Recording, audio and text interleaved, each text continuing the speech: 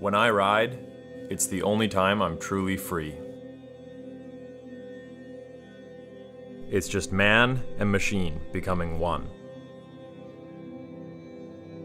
It's living in the moment in its purest form. It's total control at a primal level. I can fly, flip, or fall. It's all up to me.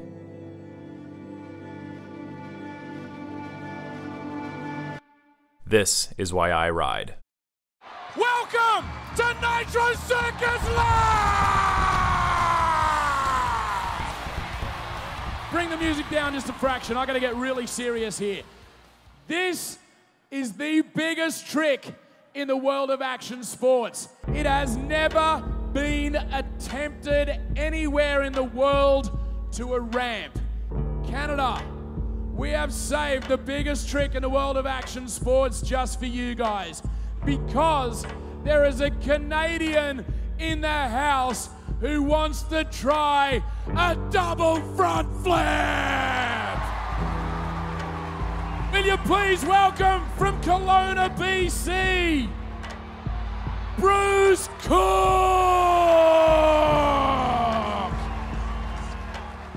This is an absolute world first. You will see every single member of Nitro Circus has come out to check this out. He is about to take a dirt bike into uncharted territory. He's got to take it higher and faster than anyone has ever jumped the bike before. First gear wound out to the limiter. Everyone Come on your on! feet. Stand up, please. Please stand up and show respect to a brave Canadian. I'm not gonna lie to you, this could go either way. I will be glad if he can walk away. Whether he lands it or not is not the issue. He is throwing the newest, biggest, baddest trick in action sports, and he is ready to go. So everybody, whistle, scream, get loud. In the blink of an eye, your entire life can change.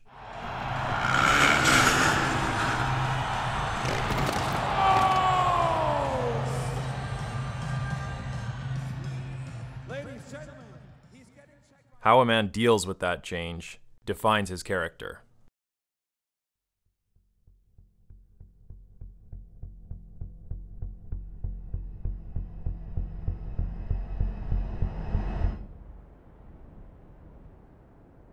Bruce was born here in Kelowna in 1987 on June 17th. I think we all thought we were having a girl, and his doctor said, "Oh, how nice, it's a boy." So we had our boy and a new adventure. Our Bruce adventure. Oh, he's done so many crazy things.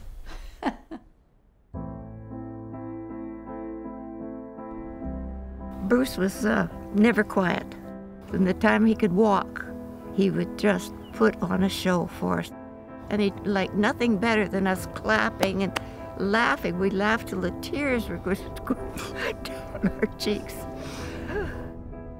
He's never changed. He's just been like that all his life, just performing. Everything is performing. When Bruce was about 2, maybe 1.5, they got him a little plastic ride-em called Moco. That was his 2-year-old speak for motorcycle, and he loved it. Always made the motorcycle sounds, right? And here we go. So I just, if I'd only have known, that's where it started. He was 4 or 5. My brother-in-law had bought a little 50. So they were coming down for Christmas dinner, and he said, "Oh, I'll bring the bike along." So that was the day Bruce got on a motorcycle. And by the end of the day, my brother-in-law thought it would be a good idea just to leave it here. Bruce found plenty of uses for it here. It was wheeling around on the back wheel on this thing, all through the fields here. The rest is history. The rest is history. It was just a little bike to kind of have around the farm, around the acreage to get around on, and I kind of took that over as my own, and that was a really exciting time, and a lot of hours were spent on that little bike. Of course, it doesn't take long until he hits little bumps, and the little bumps become a little bit bigger bumps, and the speed becomes a little faster. And it's never just riding down the road or just riding down the hayfield. It's, okay, what can this thing do? You know, he's onto it for a few minutes, and then, oh, I can do this or I can do that. So progress from that very first time on to bigger, better, faster. What more can we do with this thing? And yeah, not just him. He's always got Tom in there somewhere. I mean, Tom's his best friend and been involved in his life still is. When I met Bruce, we were probably 5 years old, I think, and we were inseparable from kind of then on, growing up.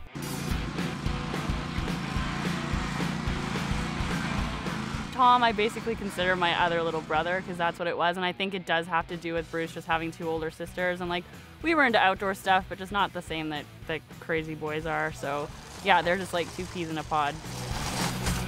He's kind of been more of a brother than a friend, and always building jumps and always making my mom and dad sweat, and kind of just doing crazy stuff around the property. He and Tom, oh my goodness gracious, what those 2 wouldn't do, you wouldn't believe.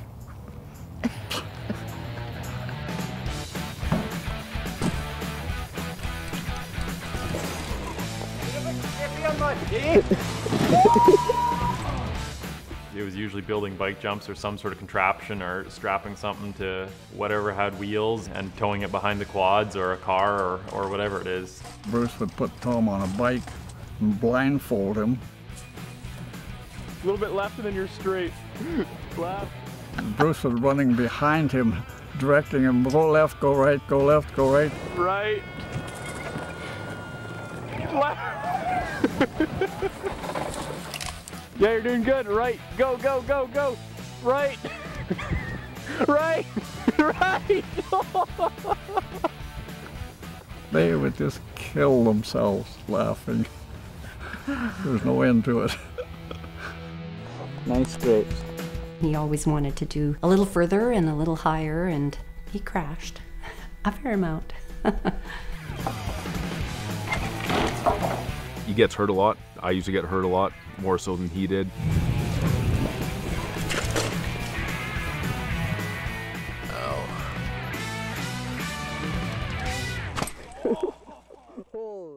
There was definitely some sketchy stuff, and probably spent as much time on the ground as I did in the air.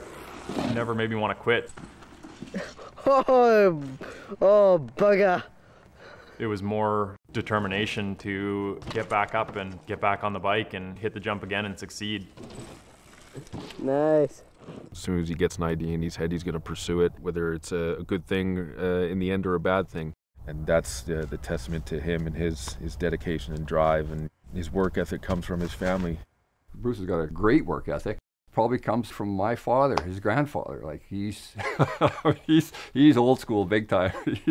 Yeah, you get up early and you get to work and you don't stop till it's done, and don't whine, don't complain, and just figure out how to do whatever you're doing, whether it's digging a ditch or building a building or whatever it is, get at it. And over the years and years of that coaching or whatever, it's kind of stuck with them that no such thing as can't. To me, it was more than just a phrase or just a few words. It was a way of life to never say can't.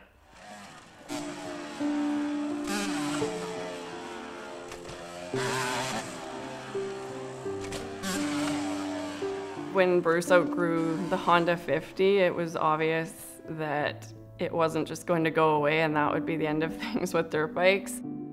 I knew that I wanted to pursue freestyle motocross or something on motorbikes as a career quite early on. I was in middle school. One of the projects was to outline a job or a career. The teacher was going around the class asking each student which career they were going to pick. And he came to me and I just told him I wanted to ride my dirt bike for a living. And he kind of laughed and scoffed at it and was basically like, well, you need to pick something real. I believe that it was suggested that he look at a Dairy Queen manager.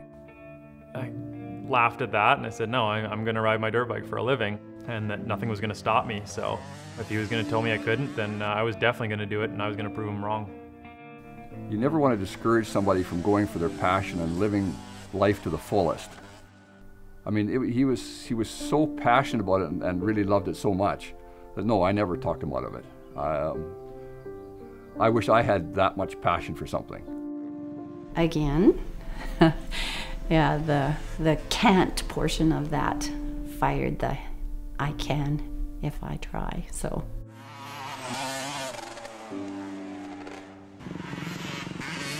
And then, of course, Chris Garwasiak was just a few years ahead of him at school.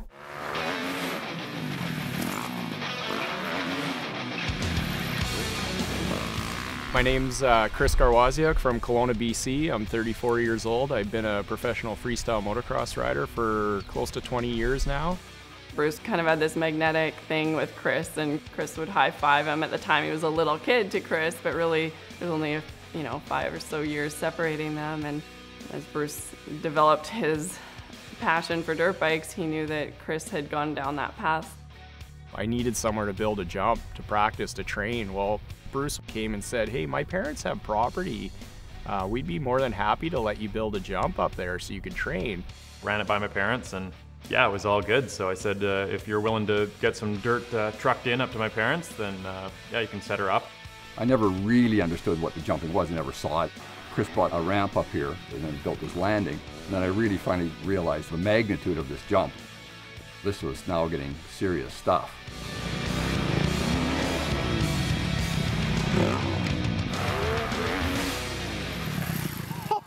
We just thought, Bruce was so interested, and we thought that that was Chris's thing. Chris would jump here and it would be enjoyable for Bruce, and I'm guessing that the whole time Bruce was planning how he was going to get on that jump and do the jump as well. You never know what he's got up his sleeve. It's not just, okay, we're just going to do this. He's always got some angle going. There's always more to the story. That's his nature. I told Bruce, while I'm away, I hope you don't go and attempt to hit this jump that I have set up at your place to practice on, because the last thing I wanted was to be responsible for, this kid getting hurt because of something that I was doing up at his parents' property. Basically, as soon as he left, I grabbed the tractor and pushed the ramp into 30 or 40 feet, and I got to try this thing. Like, this is too exciting to leave alone. That's typical Bruce, though. I mean, pushing it back when nobody's looking, right? That's just what he's going to do. You can't say no to the guy or tell him he can't do something. It's just going to motivate him to do it. I started nice and close and then pushed it back a few feet at a time, and by the time he got back from his first trip, I'd gotten the ramp back to about 50 or 55 feet, and when he showed up, I just geared up and hit it, and just to kind of prove I could do it rather than getting permission.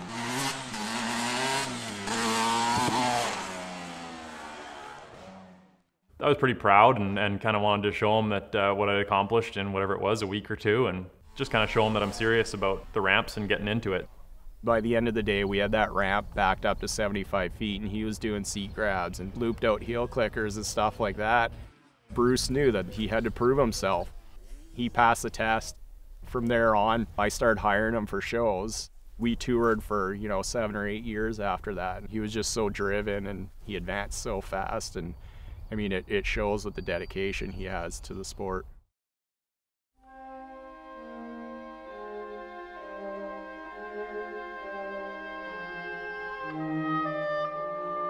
For as long as I can remember, riding dirt bikes was all I thought about.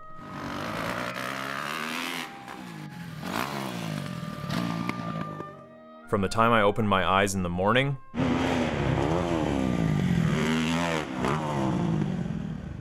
until I went to bed at night. It was all about riding and getting better. I would do my chores and work several jobs, but it was just a means to an end. For Bruce to fund his riding, he had to work. His goal was always to support his riding, to take it to the next level, to do it better, to be the best, to be the top. Best in the world if he could. We're literally working, 40, 56-hour straight shifts. So in my head, I always thought, like, how's this guy get time to practice? Like, how does he just hop on a bike and go? So yeah, he was riding on weekends in between when he could, and he was still progressing at the same rate as most guys that were riding daily. It was hard for him, but I mean, his work ethic and what he, you know, grew up doing, if you believe in something and you want it, you just push for it hard. It's a drive that's in him, and the drive is to ride that bike and do extraordinary things, and from that comes the drive to figure out how. When most people would relax after a full day's work, I would come home and put in some time on my bike. If you want to progress, you have to treat your passion like a job.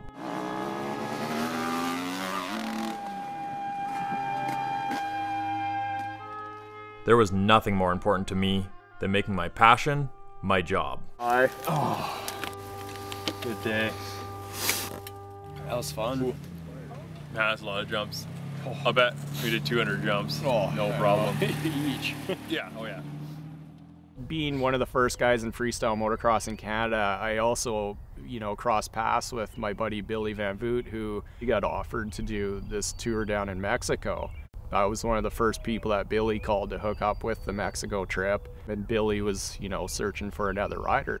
I suggested a couple guys from the West Coast, and he's like, no, wait a minute. He's like, I got this kid, Bruce Cook. He said, he'll be fine. He's a great guy to hang out with and a good guy to tour with. Like, you won't get sick of him or want to throw him under the bus.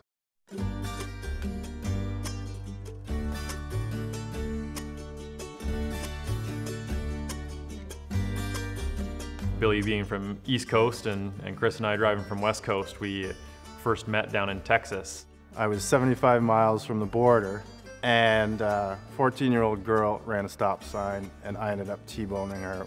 My van was practically totaled, so I wasn't in the best of moods, and up rolls our friend Chris Garwaziak and Bruce Cook. I'm all excited to meet him, and you know, hey Billy, how's it going? I'm Bruce, and da-da-da, and you know, big frown on his face, and he was pretty pissed off. Probably said, you know, every swear word under the sun. Walking up to this kid, it was kind of like, yeah, hey, nice to meet you, whatever, and still kind of laugh about it. The grumpy old guy with with all the misfortune in Mexico. So Billy actually jumped in the van with Bruce and I, and the three of us. We toured for, you know, 3 months all over Mexico, driving around in this shady van. It was like super podunk tour. Like, people were like, oh, how was Mexico? And rhyming off these cities and like the major cities, and I was like, we were at none of those. We were all shaking our head the whole time because we had lights cutting out, and people were quitting halfway through and going home.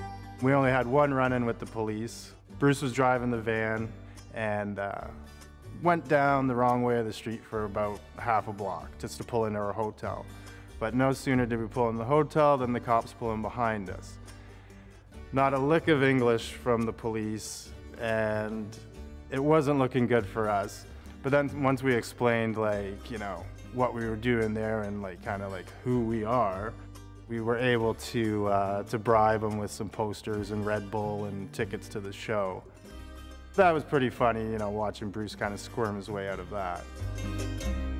It kind of clicked, and we just worked together and could laugh through the misfortune and try and make the best of a pretty bad situation. To do that tour with Billy and Chris, perfect guys to do it with, and through all the misfortunes and everything, at the end of the day, I wouldn't have changed a thing. When Bruce met Billy Van Voot in Mexico, they really hit it off and became good friends. He really liked Billy, and we went on to hear that Billy knew Travis, and that Travis was open to having Bruce come out and use his foam pit and kind of progress his tricks from where they were. And of course, it was really scary to know he was going to be doing more difficult things in the air.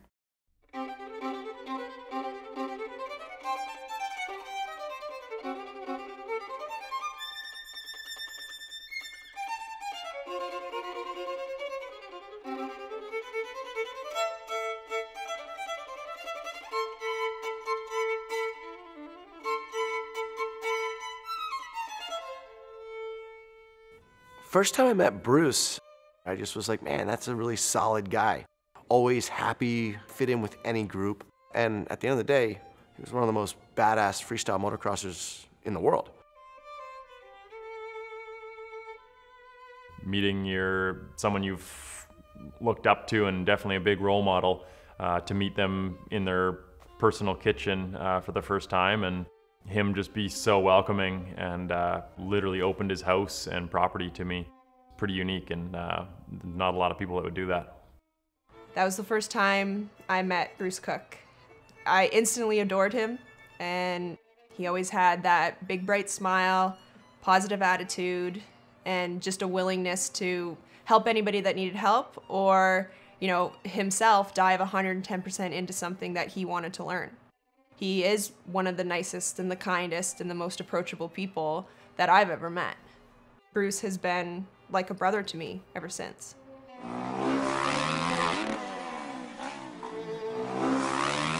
So Bruce asked me, he thought if he was able to do this new trick that no one had ever done, if Travis was able to submit him to X Games.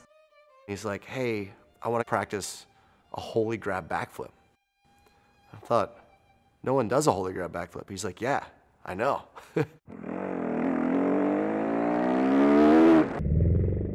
It's a double seat grab where you let go, fly through the air, not holding anything, and then grab on your bike and back on the motorcycle.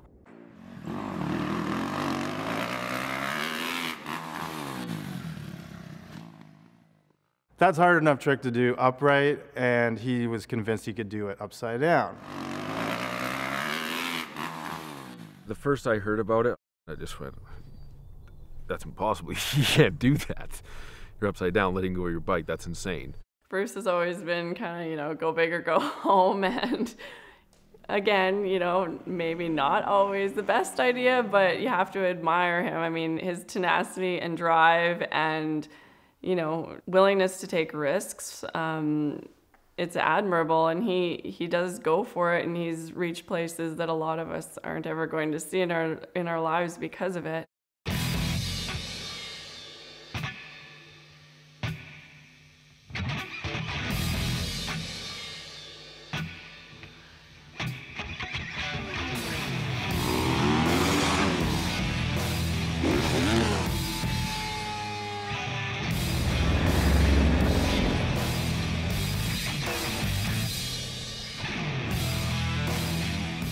For me to have the real possibility to attend X Games, it was really exciting, and I hadn't done any competitions in America at all, so I was still completely off the radar. It was kind of, who is this guy from Canada that thinks he can make it into X Games and thinks he's got a trick that's good enough?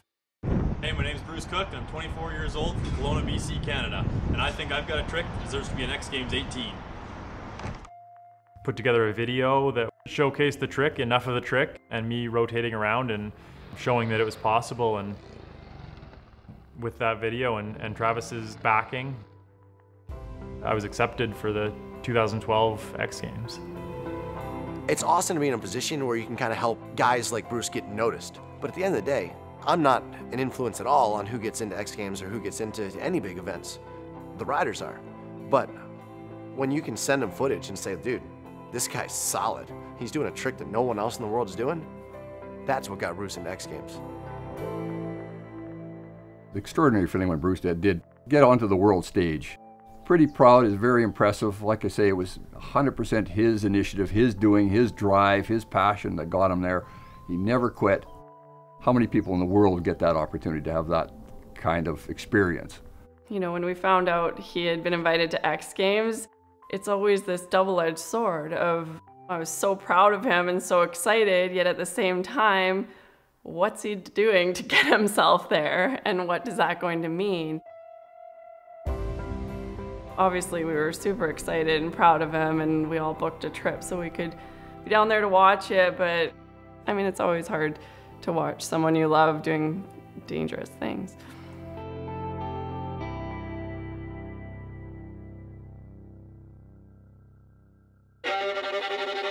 It's all about progression. It's all about pushing it to the next level.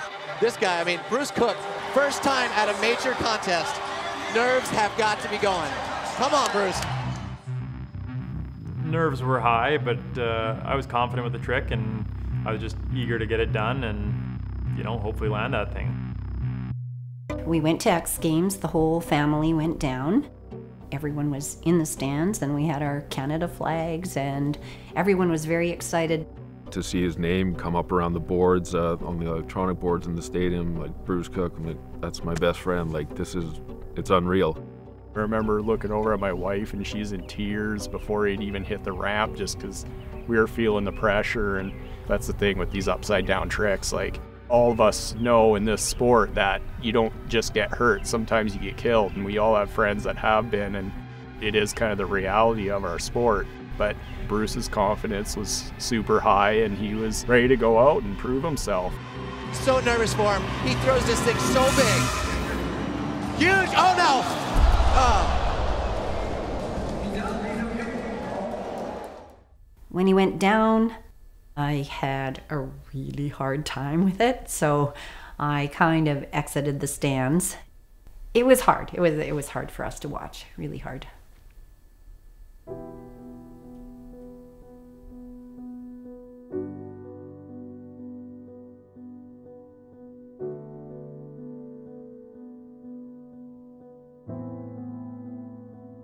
I ended up fracturing straight underneath of my pelvis, and I'd broken a couple ribs, but the one mainly it was sticking out, and yeah, it was a tough thing watching the rest of what I should be out there doing in the back room on a stretcher rather than being out there with the guys and showing the world that it was possible. He knew it, I knew it, everyone watching knew it. He was under rotating. But you know what Bruce did? Boom! The biggest rock solid flip, held it the longest I've ever seen anyone, still to this day. He's like, you know what?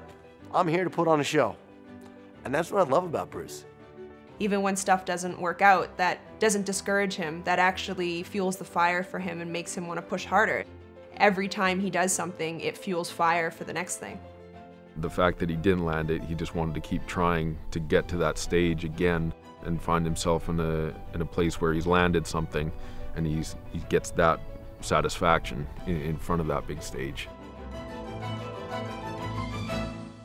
I was grateful for the experience, and you know, aside from crashing, everything went fairly well and kind of started to get my name on the map as far as freestyle goes. And the one thing that was good in my head was that I did go for it and did get the full extension, and it wasn't just a small, you know, half-ass trick that I ended up crashing on and getting taken out. That I was able to show kind of what I was made of at the time, and I was fired up to come back.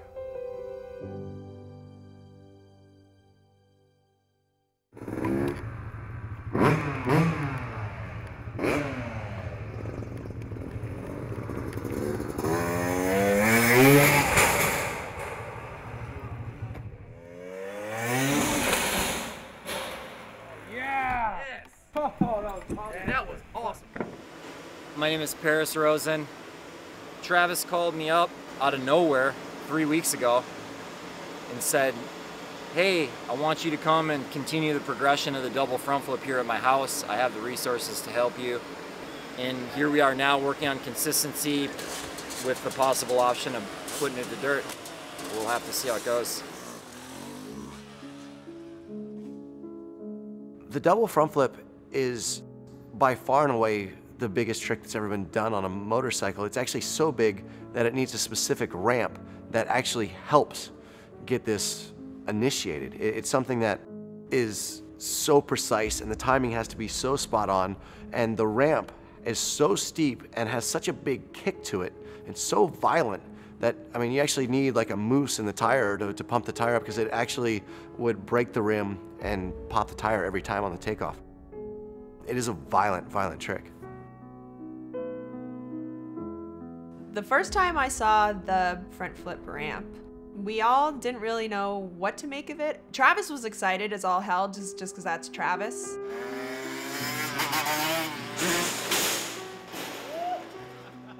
Oh dude, that ramp is awesome! He has that crazy wacky brain that sees like a million different possibilities when he sees something like that. This could honestly make front flips safer. It could open up a whole new era of what's possible on a dirt bike.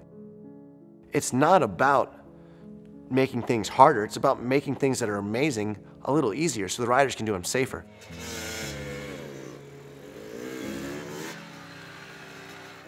We We all gathered around to watch this crazy world first that was about to happen at Travis's.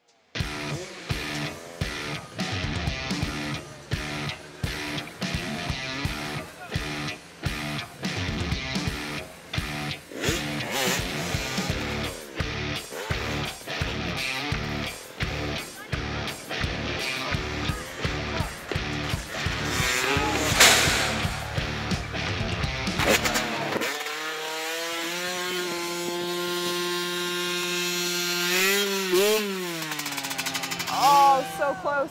Oh man. You okay? Ah, what is it? What hurts? Nothing, I'm good. After Paris went and it wasn't a success, he made it very clear to us that he was done. He was retiring from this ramp and trying to set this record and moving forward with it at all. And that's when he passed it on to us. This was kind of a one last hurrah for me, man. I don't think there's any better place or any better crew of people that can take this and finish what I started. So I want to just pass this one on to you guys, and you know what I'm saying? He said, I'm not willing to come down that hard. I'm not willing to have a takeoff that violent. He knows I got a family, I got a life. This motorcycle's still back here in the shop. He hasn't tried a double front flip since that day. So that left Travis with this front flip ramp, but no one to try it. I'm thinking, man, we gotta have someone do this. We need something big. We need a banger for the North American tour. It's the first time in North America to do a whole tour. And we started thinking, man, who can we get to front flip? Who can we get to front flip variation? And who can we get to double front flip? There was only one name that we wanted to bring in. Hey, I'm Bruce Cook, host of Reckless Abandon. In my line of work, things don't always go as planned. Actually, things rarely go as planned.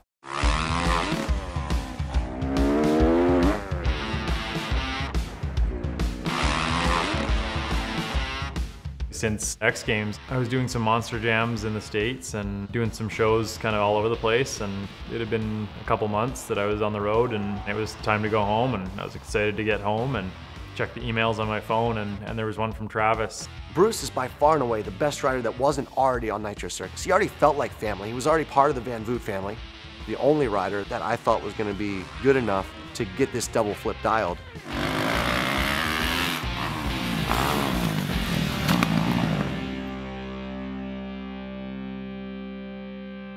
He was looking for someone to come to his place and work with the double front flip, and I was excited and skeptical and again, a bunch of emotions all in one, and came to the conclusion that, you know, if I'd passed it up, at least going and trying it into the foam pit, I would definitely be living with some sort of regret and just what ifs. I don't like to pass up opportunities, so it took 3 days straight driving to get to Maryland, out to Travis's place from California. I was there for one reason again, and that was to learn how to double front flip.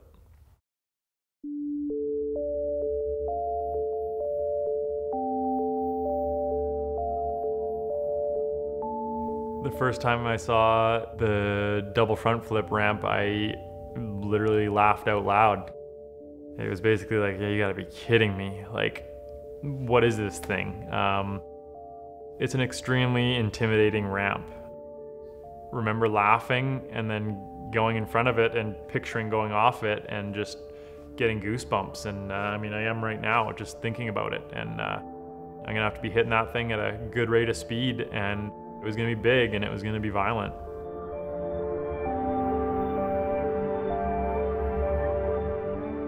My initial thought was, well, why isn't Trav doing it if it's such a good idea? That one I was a little bit sketchy about. The X Games trick was crazy, but I felt like this one was like a little bit next level crazy.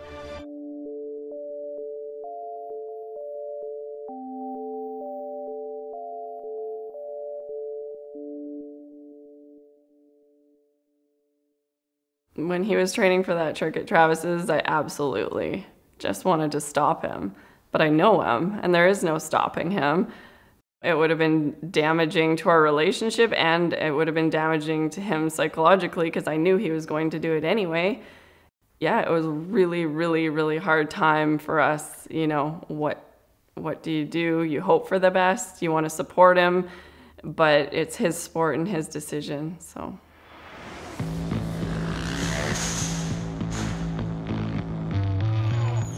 Within a week of Bruce Cook being at the house, he had bypassed front flips. Like, he was like, yeah, that's simple. This ramp, no problem. First time, I came around perfect on a front flip, and 2-3 weeks in, double fronts.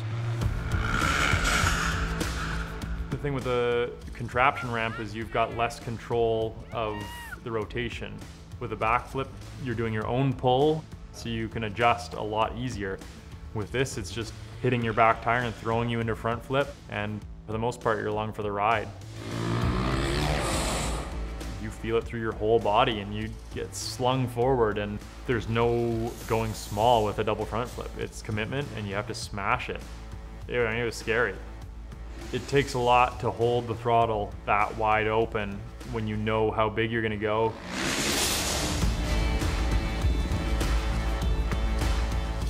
There's a pause moment at the top, probably 40, 45 feet in the air, and I almost crapped my pants at that time. It was like, holy shit, I'm high.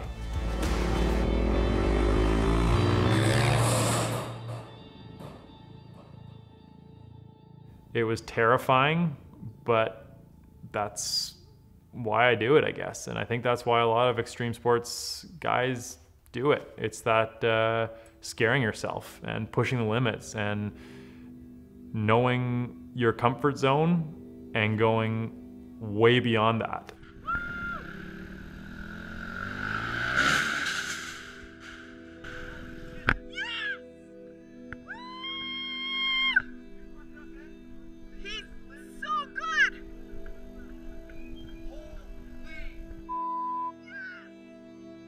I never really voiced it to anyone, but there was definitely several times where I thought to myself, there's a good possibility I might actually pass this one up. Just continue on with life as I knew it, just doing shows and basically furthering my career. I also knew that if I made that call, I would basically take it as giving up and letting the trick get the best of me, and that's a tough thing for me. It's mind over matter again, and this time was tough matter. Made the decision at that point that I was gonna go ahead and take this thing to a live show and to a landing ramp. Talked to Mike Pora, and Mike's like, we need this for US Tour. I said, yes, we need it for US Tour. I believe in Bruce. Bruce can do it. These guys have been working really hard. They took off a month of work. Let's put them in. I was seeing the footage of it, and Travis was getting me pretty excited because clearly, if we could get a double front flip into the show, it would be the biggest trick in the history of freestyle motocross. No one's ever done it. Mike agreed that we could put him in for at least that first show. See how it goes. Will you please welcome Travis Pastrana?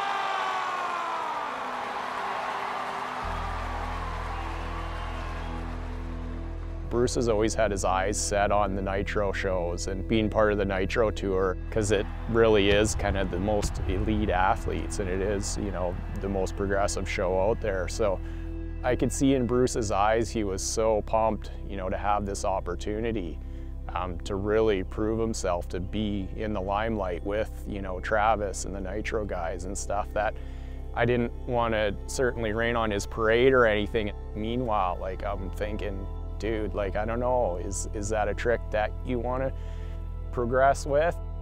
Well, when Bruce first mentioned he's going to be doing that for the first time in the world, and he's going to be in Hamilton, and asked if we wanted to go, your gut response is absolutely not. But of course you do. I mean, instantly. I mean, you're supporting him. It's for him. It's his passion. So, I mean, there was no question we were going right from square one. But with a lot of trepidation, I can tell you. So, because it's, I mean, just put yourself in our shoes. How would you feel with somebody you know and love and care for doing something no one ever in the world has ever done before? You go, you support them, you're there for them, and you hope that it all goes well. With these types of tricks, they're intense and there's a lot on the line. You have to be so committed to what you're doing, you have to be so focused, and you have to be confident. It takes every inch of your being to tackle these massive world firsts. And the consequences are very high, and they don't always go the way we want to. They don't always go with the celebration at the end.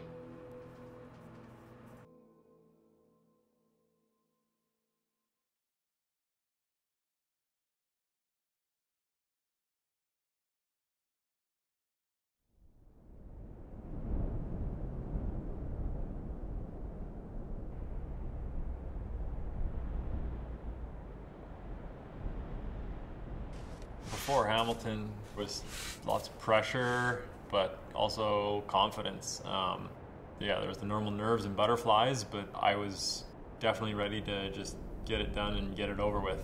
Yeah, my name is Bruce Cook from Kelowna, British Columbia, Canada, and this is my first time riding Nitro Circus live, and it's pretty awesome to have it here in Canada. And we're trying the double front flip tonight, which is crazy. I'm nervous, excited, you name it. Bruce said we can come down early, just check out the stadium, check out the whole event and what it was like. Walked in at the lower level there, and the paramedics were just pushing the gurneys. They're just pushing them onto the floor and sort of strapping them down and getting them all ready. And that was the very first thing we saw walking in. It just had this sinking feeling. It just wished they weren't there. As apprehensive as we were anyway about this whole thing, and that just added to the apprehension. While training for the double front flip, obviously we did discuss, consequences or the outcome or the what ifs. We knew there was a good chance of crashing. We knew there was a really good chance of crashing. There was even a point, I think, where we agreed that if I came out of it, crash or not, with a broken leg, that might be considered a success. And going into a trick knowing you're going to get hurt in one way or another, it's a pretty crazy thought. That's a hard one to wrap your head around for sure. Hey guys, so awesome to be our first North American tour, starting out Jolene's hometown. It's gonna be awesome. It's really cold up here in Canada, eh? A lot of people have toques. It's all right. They're really pumped on Nitro Circus. We got Bruce Cook going for a double front flip. Will you please welcome from Kelowna, BC, Bruce Cook! We were about midway up the stands. Everybody's on their feet. They know it's the biggest part of the show, and sitting by his parents, we were just, I was nervous for him.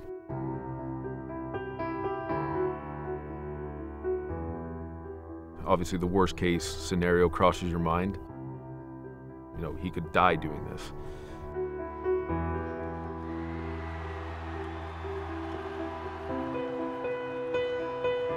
This is the first time seeing it in front of a landing ramp, and throw in lights and pyro and smoke and 20,000, 30,000 people, and it looks a lot different. So you try and just get in your zone and try to do my best at envisioning that there's a foam pit and that it's just another day in the pit. Check this out, check the landing of Giganto right now. All the Nitro Circus members, including Travers, are sitting here to watch this happen right now. Such a surreal moment. This is so much bigger than anything's ever done. No one even did a front flip at the show. And Bruce is going for a double. I was nervous. I was just really, really nervous. I think everybody was nervous. It was all exciting, and we were just nerves and concerned. This could go either way. The audience was really engaged. It's Bruce. He's an amazing person and one of our own, Canadian. He was about to set a world first on our home turf. And he is ready to go when you start making some noise. He had an entire stadium behind him, and a lot of people rooting for him.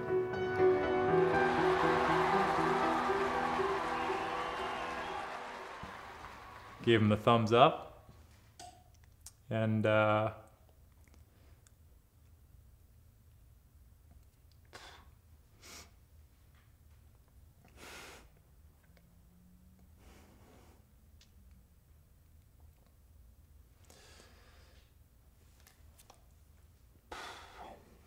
Usually third one's when I go.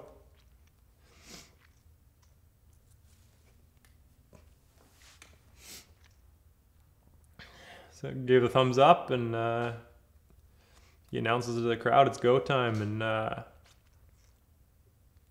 just do your turn at the right distance and try and do everything the same as the foam pit. And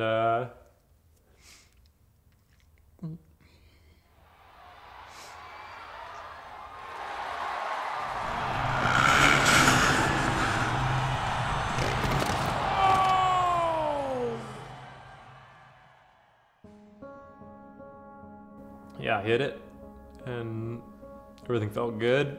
I mean, double front flip, you're spinning fast, and you only get a split second to spot your landing. So you're 40 feet up in the air. It's like when you're spinning, you see rafters, ground, rafters, and then under rotated a little bit, landed vertically, slid off the back of my bike, and just folded. So I was standing really close to the landing, right alongside of it, and he came around. And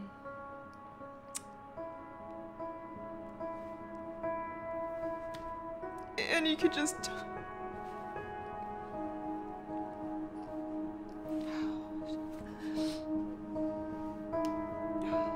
Ladies, gentlemen, he's getting checked right now. He is getting checked. I was standing at the takeoff ramp, so I wasn't able to see the lander. But when I heard the crowd, you know, not cheering and saw people running, I knew it was obviously not good. To come running around the lander and see Bruce laying there was definitely, it was scary as hell.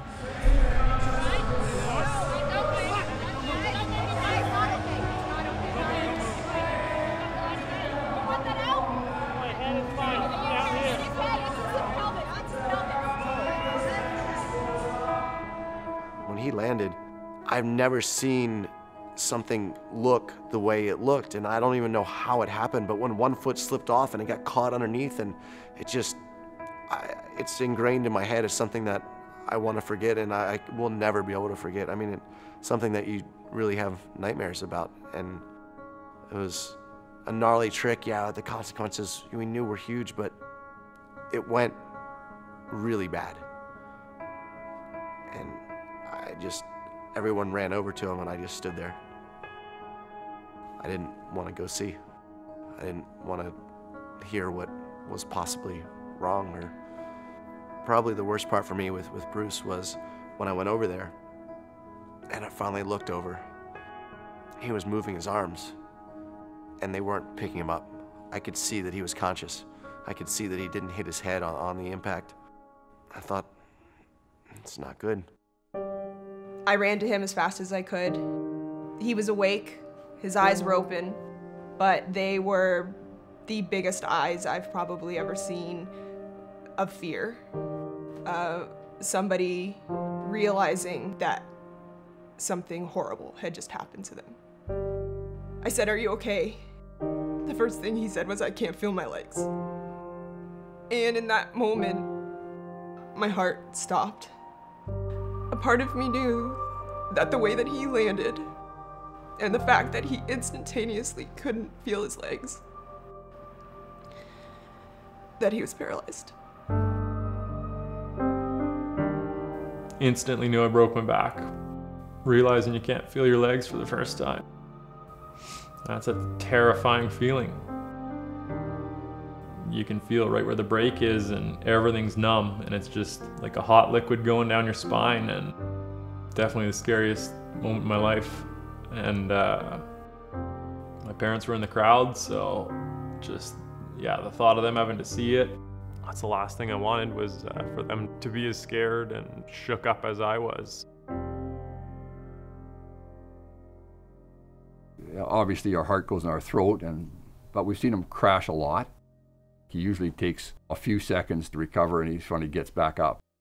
But it just went on too long. Yeah, that was the worst day of our life when we saw that he couldn't move, and then trying to get down to him on the floor and getting through security and get back to him and seeing what was going on. That was just brutal.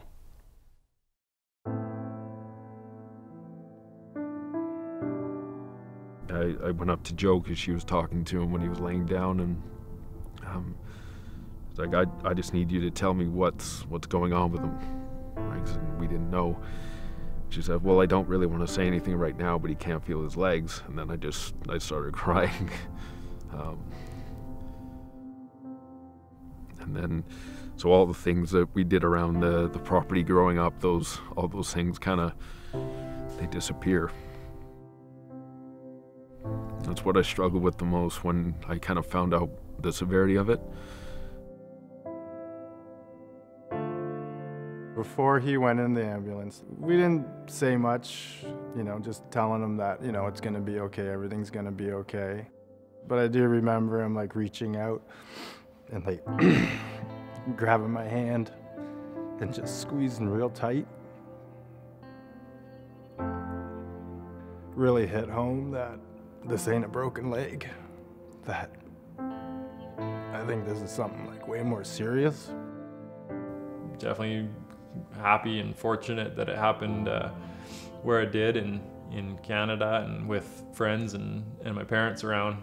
One thing when I was sliding is I was slapping my legs and just feeling my whole upper body and wasn't even unconscious, so my head's okay, my neck's okay, I can still move my arms fine, and nothing was wrong with my upper body, so I was kind of just at peace as much as I was terrified right off the bat, because I just knew it could be worse. It's just going to be another hurdle and another chance to just power back and prove to myself and everyone that what's possible.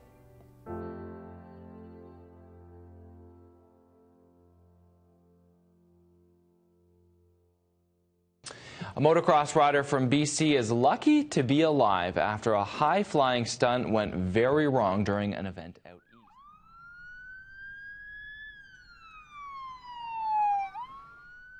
It was really cold and there was a lot of snow and ice on the road, and I just remember feeling every single bump in that ambulance and wishing I could feel it in my legs. And I finally arrived at the hospital and it was pretty chaotic, and I mean, we still didn't know how serious it was, or at that point it still could have been life-threatening.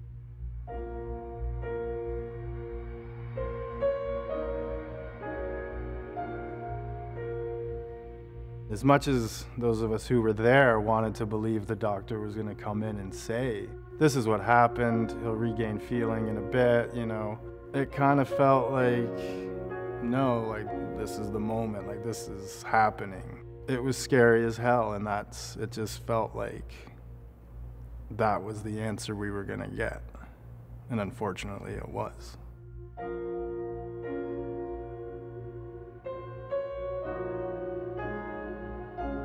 To get the scans back, he basically comes in and says this is the worst kind of break I've ever seen without the spinal cord being completely severed. It's hanging on by a width of a hair, basically. So when you hear that, it's not, you're thinking walking's a bit of a long shot right now. Bruce had a devastating injury that involved an actual dislocation of his spine. His spine actually hopped off in front of itself. The spinal cord runs through that area, and if you dislocate the tube and the hole for the spinal cord doesn't line up, you can sever the spinal cord. Unfortunately, in Bruce's case, there appears to be a complete injury of the spinal cord, meaning no function of sensory or motor below that level. For Bruce, that means realistically a very low, if any, chance of recovery of nerve function of his lower extremities.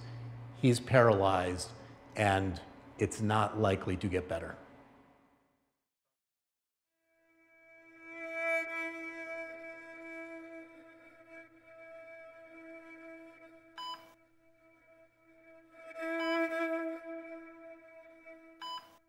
The doctor and the team tells you the extent of the injuries, that's when it really gets real, and they're basically just telling me worst case scenario, and everything I had hoped it wasn't, it was, and it's a lot to take in and a lot to stomach, and definitely a scary thing. They took him to the operating room and put in rods and screws, or big metal lag bolts. They go into the bones above his injury, below his injury, and they literally pull his spine back on the table into position and line the tube back up and then lock it down with rods that go through the screws. It's a big surgery and a traumatic one. Those were brutal days after that, though. It was just, he was in so much pain, he couldn't function, basically. He said, "It's up, I can't feel anything from here down, nothing. Can't move it. I try to move it and move my legs and my toes, nothing happens." Everything was new. We really didn't know what it meant for him and for us at that point. You know, we think it's really awful, you can't walk. But what about everything else? You can't reach things. You know, how do you go to the bathroom? Bowel movements, urine, like all of the stuff you don't even think, you can't feel, you don't know, right? You're frozen from waist down. That's the stuff that I never really registered or I even thought about before. And at the time, you focus on a lot of the can'ts as opposed to the can. So it's a pretty dark time. Next to dying, breaking your back or breaking your neck is second on the list of catastrophic things. And I just remember wishing I was going to wake up from this nightmare.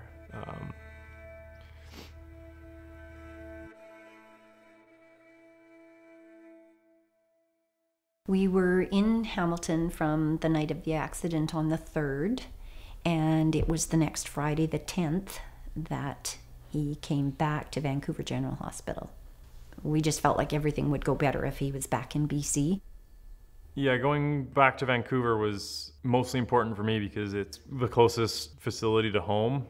It was awesome, but at the same time, one of the parts that I knew was going to be the hardest was my friends and family that I hadn't seen yet showing up and seeing me laid out in the hospital bed with tubes and wires, you know, running into me. And that's kind of the last place I want people to see me, is at a major moment of weakness.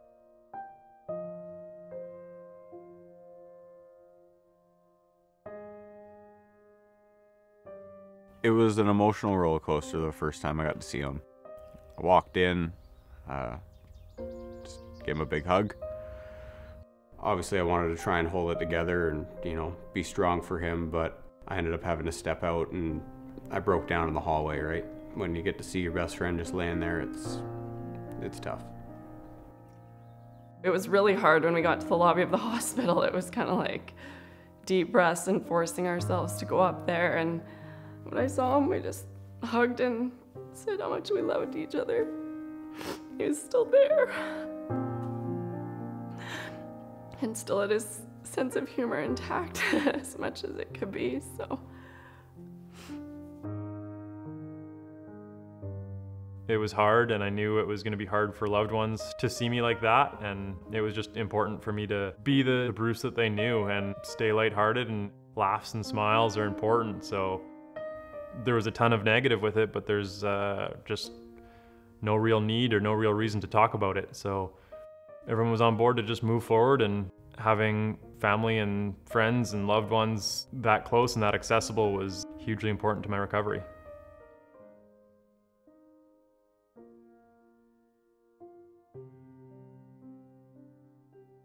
I'm sure he was scared, but he's such a positive thinker, and he just was on the way to the next stage in his life. Bruce's attitude has always been a positive one. He's always looked beyond the negative to a positive, and breaking your back, you can go into a dark place pretty quickly, like, poor me, I'll never walk again, I can't do this, can't do that. He takes the positive side and says, well, what can I do? How can I make the best of this?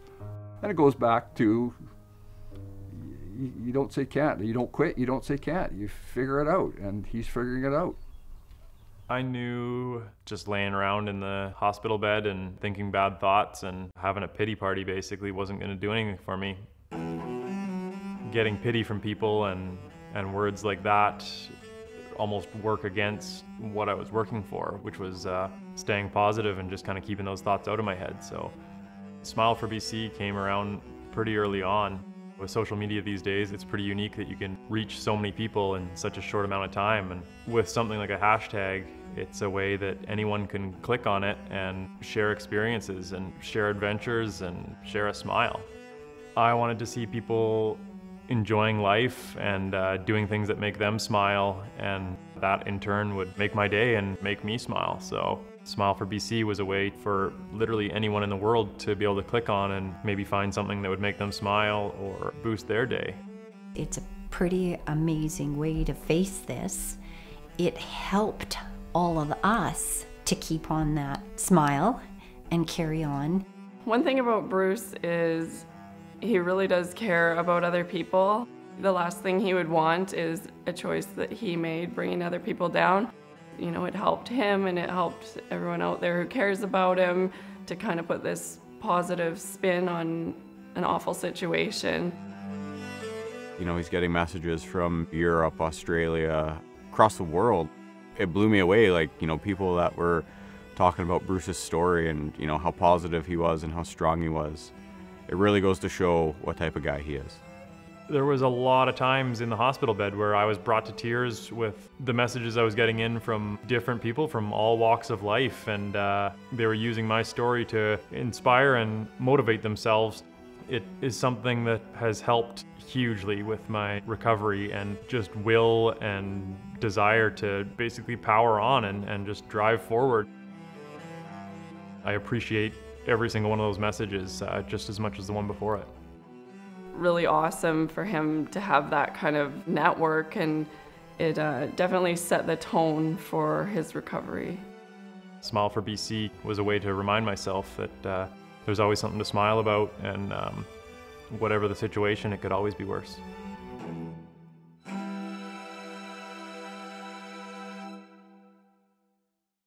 After a few weeks, it was time to move on to GF Strong, which is a spinal cord specific recovery facility. My spirits were high and I was excited to basically get going the second I got there. And yeah, the first time I heard about Mike Shaw was when my sister brought it up that he'd had his accident about a month before me, and he was going to be at GF Strong also, and he's around the same age and kind of similar situations, so it was just, I would know someone in GF Strong when I got there, and it was crazy kind of how similar our personalities were. My name's Mike Shaw. I'm from Vernon, BC, Canada, and I'm an ex-freestyle skier and freestyle ski coach, and now I'm a public speaker and talk for a living. On December 16th, 2013, only a couple of weeks before Bruce's accident, I was down in Colorado. We found this big roller at the bottom of the hill that was blown up by a snow gun. This was my turn to go, and I set off down the hill. And on the way into the jump, I got like a gut-sinking feeling, and I chose to ignore it, carried on, and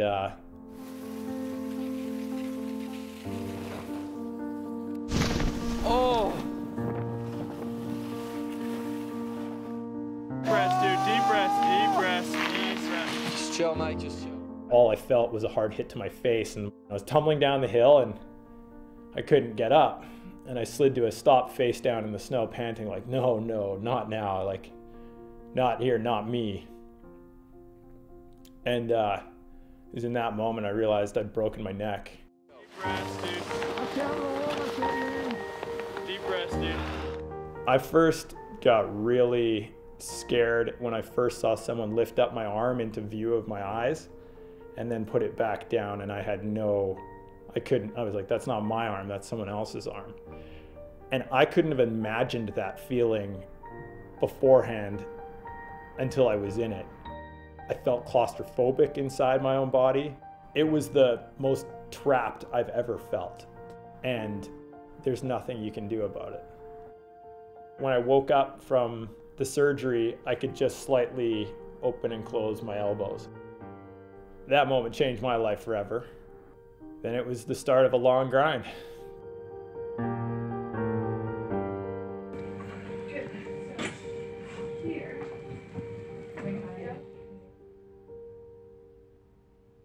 After my injury, I was fortunate enough to get room with Bruce Cook at the hospital. We We were both so like-minded about like, we're in this situation, but we can't go back and change anything. So how do we go forwards? I kind of blew past a lot of the checkpoints pretty quick. They had about 2 weeks set out learning how to do a wheelie in a wheelchair, and I told them that I'd kind of grown up on one wheel on my dirt bike, and so to be on 2 wheels doing a wheelie was basically cheating. So yeah, I guess I was into week 3 or 4 of wheelchair skills within the first 2 days, and I just wanted to push it, and I was okay with falling out of my chair. I was okay with hitting the ground, and I had to reassure the nurses over and over. I mean, falling 3 feet out of my wheelchair is nothing compared to falling 40 feet out of the sky and hitting the ground, which I have, you know, several times.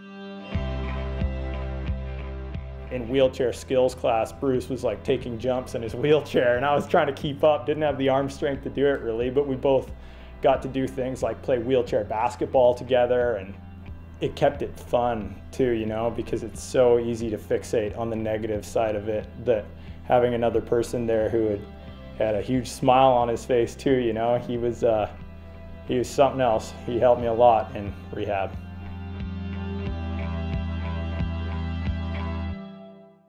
My case with spinal cord injury is incredibly unique. Because I've had such a significant amount of recovery, most people can't even tell that I've had a spinal cord injury.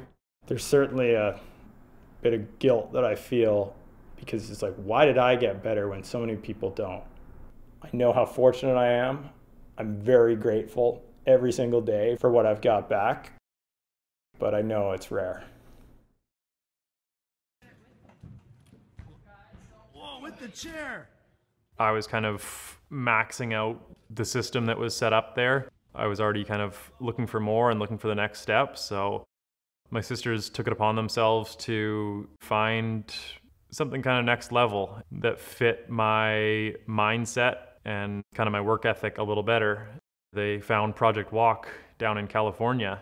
It's the only place on the West Coast with one of these muscle stimulator machines that mimic you walking. You get strapped in a harness and held up, and all these muscle stimulators put on, and they fire at the right time, and you walk at least half under your own weight. So it was time to move on and work towards getting down to Project Walk and take full advantage of that.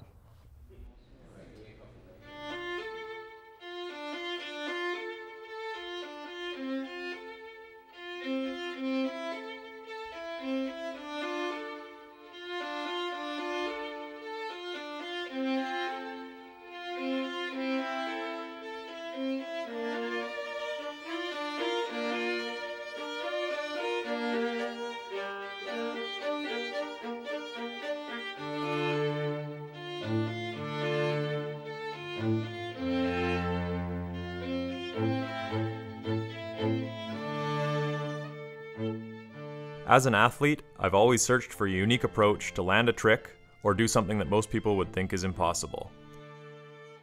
I found that same spirit in Project Walk. Like me, they look for a solution that is out of the box. Project Walk, I can't say enough good things about them. The vibe is awesome. It's like a normal gym. Everybody there is just like, has a very can-do attitude, like there is no can't there, so it was a good fit.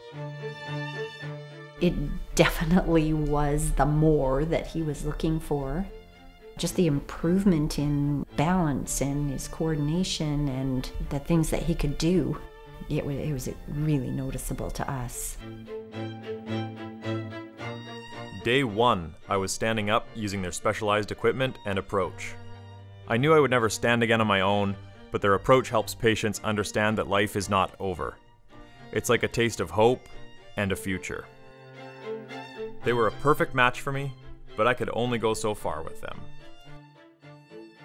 Once I was on my own, I had to learn to function day to day without their high-tech support and equipment.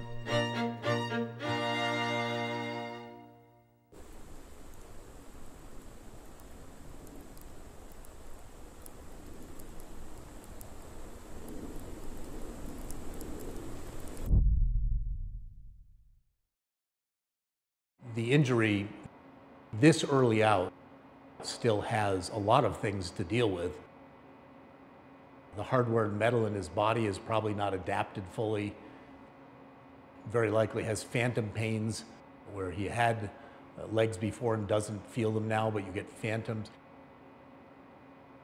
The psychological part can't be gone yet. So he's dealing with both physical pain and mental pain. I'm sure, has a lot of things he's still dealing with that he just buries and pushes forward to go on.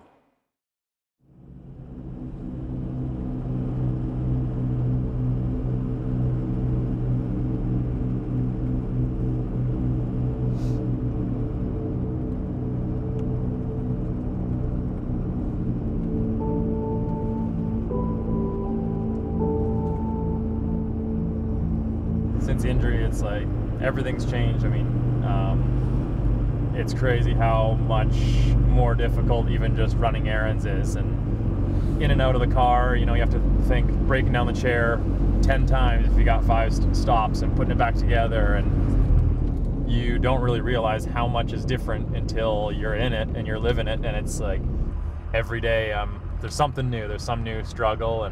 But I just try to look at it as a challenge rather than a struggle or a setback, and it's definitely hard with some stuff. Life kind of hits you in the face.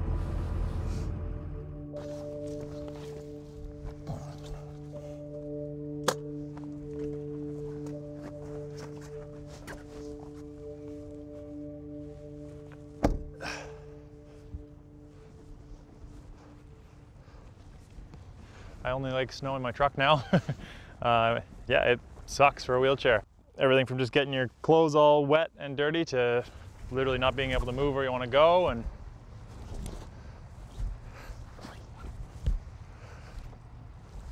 everything that's on the ground gets on your hands and on your clothes, and then you're taking that into your car, and you kind of got to really rely on places being plowed now, whereas before you could just walk wherever you wanted. Literally every day reminding myself that it could be worse, and there's people that would love to be in my situation and would love to be just these minor struggles, people that are, you know, stuck in bed all day. So it's, in a way, I've got it good. I had no idea what spinal cord injury was. I thought, and my family thought, and I think a lot of the general public thinks that the worst part about breaking your back is the fact that you can't walk. And for me, that's so far from the truth. I never used to think twice about going to the bathroom. I use intermittent catheters, and besides the hassle of having to do that, it's a mental thing.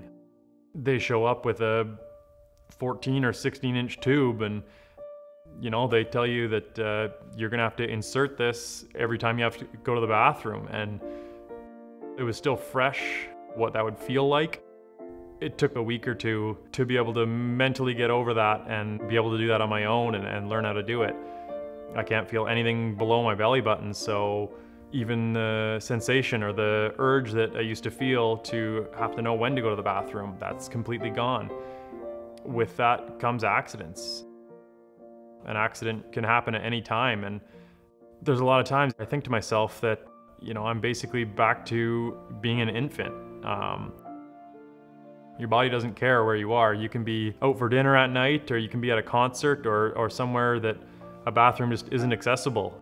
There's days where your body is just fighting. I mean, there's been days where I've had 3 or 4 accidents in one day, and you have to just carry on and you know, deal with general public and people that have no idea what's going on behind closed doors.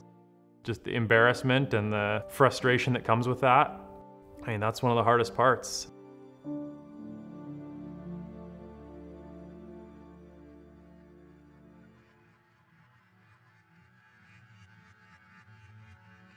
These days, I take a backpack with me everywhere. It's pretty crucial. Never used to have to pack stuff around, but obviously with a wheelchair, got to be prepared for flat tire all the time. So air pump, pack a spare tube and tire irons, and kind of got to be prepared at any time to get a flat tire. Obviously you can't make it around with a flat tire, so even more crucial, got to go to the bathroom. So got to pack a handful of catheters and basically the handheld urinal to go with it.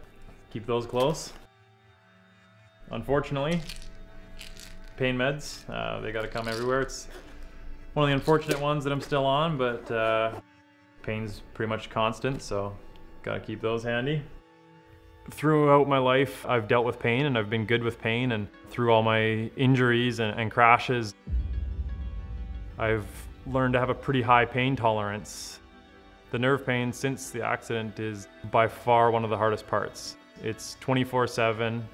They don't know what it's caused from, but it's just a burning sensation all day, every day. Basically feels like I'm sitting in a campfire at any given time, and it gets a little bit better and a little bit worse, and it's always there. To be in pain 24 hours a day, 7 days a week is so draining. Yeah, basically I'm at a point where I don't even remember what it feels like to not be in pain. If there's a day or an hour or 10 minutes that it's a little bit less, it's such a relief. The stuff that I used to take for granted, I think everyone takes for granted every single day, is now right in the forefront. And yeah, I mean, if I could choose, I'd take that stuff over walking any day.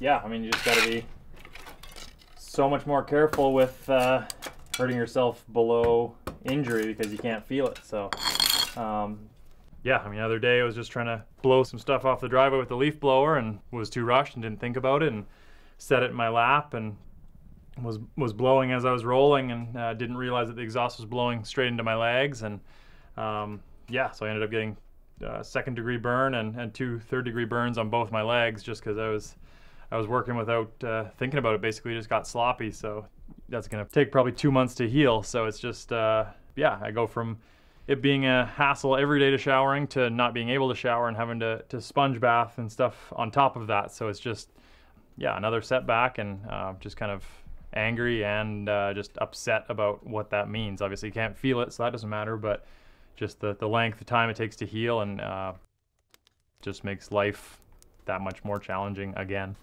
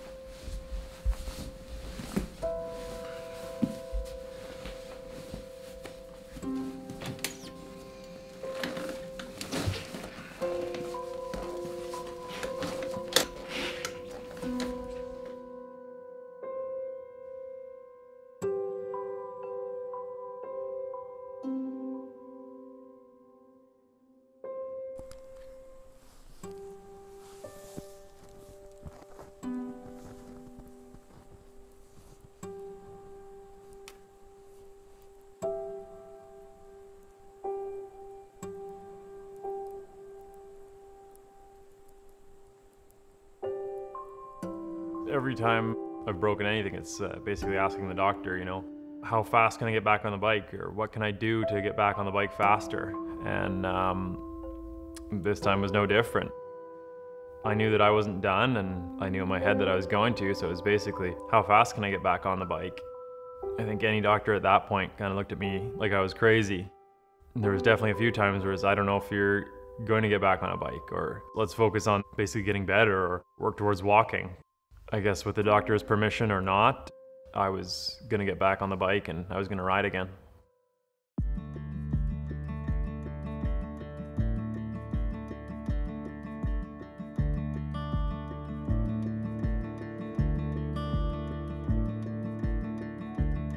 He was home 3 months after his crash and looking at the bike.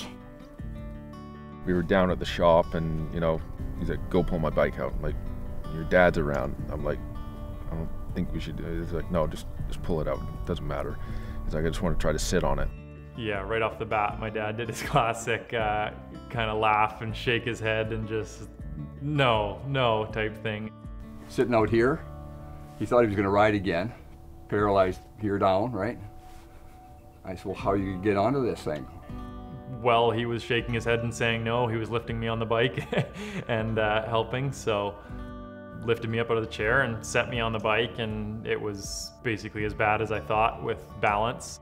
He wanted to see how wide the seat needed to be and, you know, where he kind of slips off and stuff like that. So it was awesome to see him get back on, and, you know, we just see his eyes light up when, okay, I'm going to be able to do this again. So you expect that from him. He'll push the boundaries with himself every day.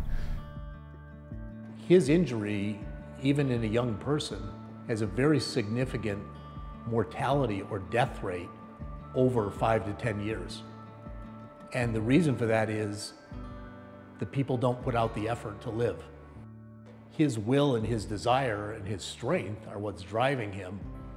Honestly, the best thing for him is go back to what he loves in life, because that's what's going to drive him to go forward and keep him going.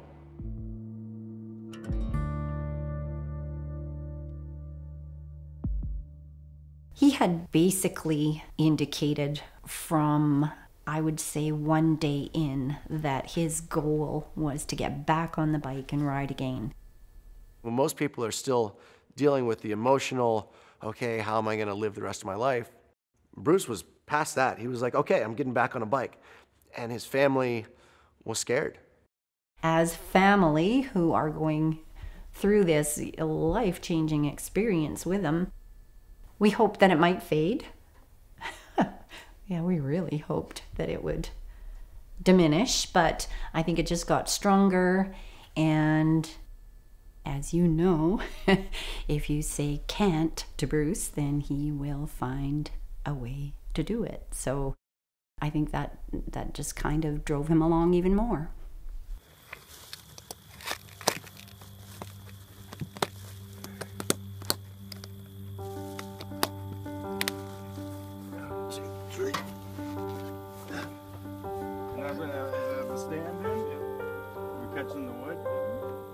The first time back riding, it was just one of those moments where you don't know how it's gonna go. Once I push off from the box van, I might go 10 feet and fall over. I might go 100 feet and fall over. I just didn't know how balance was gonna be, how it would feel. Yeah, I was definitely nervous. You're getting back on the machine that took you out, so it's always in the back of your mind. Since the accident, consequences are just so much worse.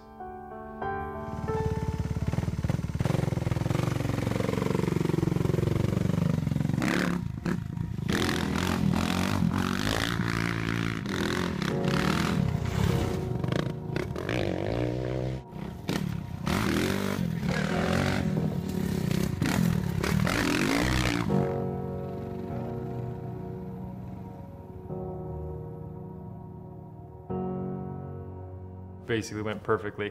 It couldn't have gone any better.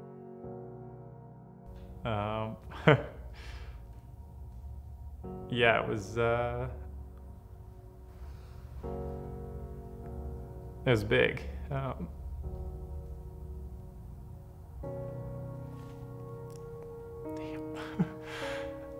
It was just one of the happiest days of his life when he got back on that bike and rode it and realized that, yeah, it was doable to practice and do even more.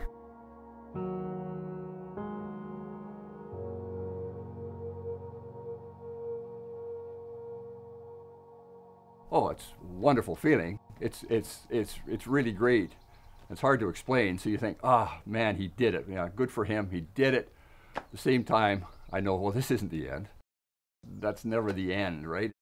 So you kind of brace yourself, okay, for what's next. That's the issue. It's not just, oh, shoot.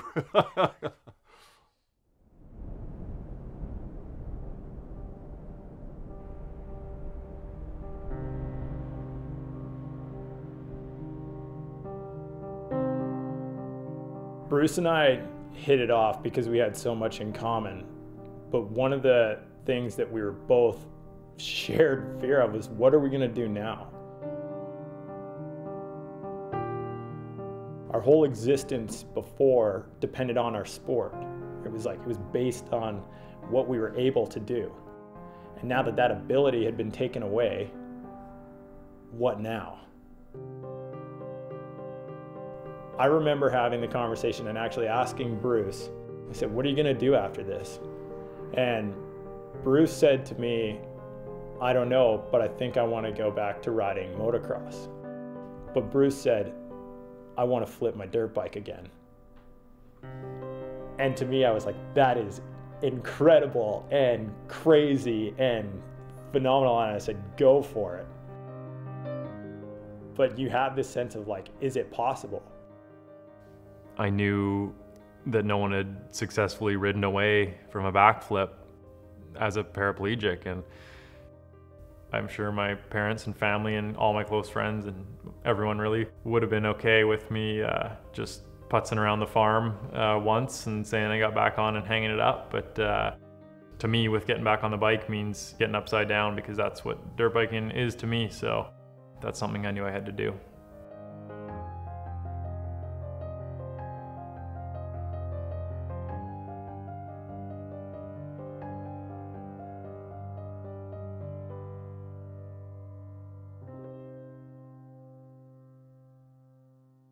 When Bruce was kind of well enough to start talking about getting on his dirt bike again, I'm not gonna lie, I said, I don't want you to go inverted. I just didn't. I met too many quadriplegics at GF Strong, and you know, we'd watched him suffer enough, so from my selfish perspective, I didn't want to see him go inverted. I said, of course you're gonna ride again, but please don't go inverted. See, but I told you, what we say about his plans doesn't mean a whole lot, because, you know, he's that driven. He didn't say he was. I just knew he was. And I also thought I didn't sign up for this. This is not part of the deal. Your eyes, they did flutter again. So it was almost a year after Bruce's accident. We were at Travis's house in the fall. It was a pretty special time, a pretty epic moment to be there and watch Bruce finally be able to get on his bike and race around the motocross track. But life is short, and I don't care for most of it. And I don't care for most of it. Because you're all that I want. It was just a great feeling to see him be back doing what he loved. The one thing that he wanted more than anything since the day of his injury. Well, I know I'm hard to take, and my bones are calling out your name. Well, I try to forget it used to be something great. The first time I got to ride again with Bruce on his modified bike was one of the best days. I just remember following him and thinking, like, how awesome is this? But I remember thinking, like my friend's back, like he's back.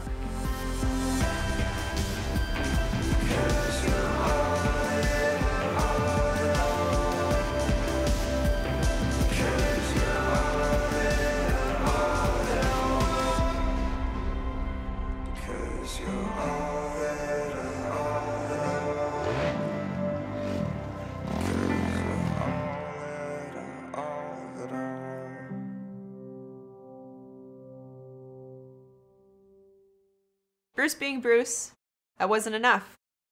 He wanted to flip.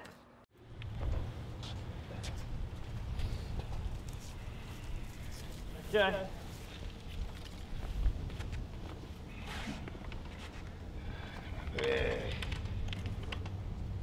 Ready? Yep.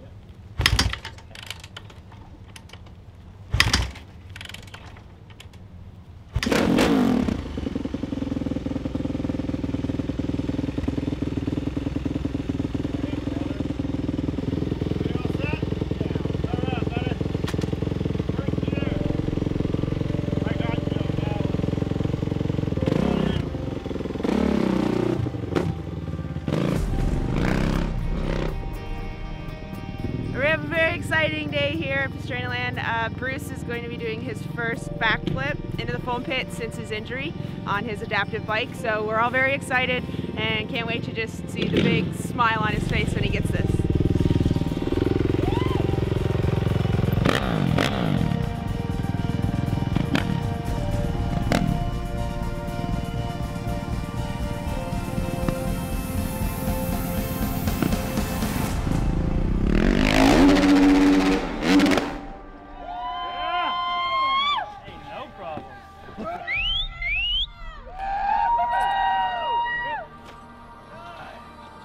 How about that, Joe? Good. It's pretty awesome. Oh, that feels good. Woo! First try! Yeah, buddy. Yeah, Bruce. Oh, that was good. I'm so proud of you, man. One and done. Ready for dirt! Well, go again. Do it again. Yep. Regardless what happened after that moment or what he did with it, he did that and he succeeded at it. I was just so proud of him and so happy for him.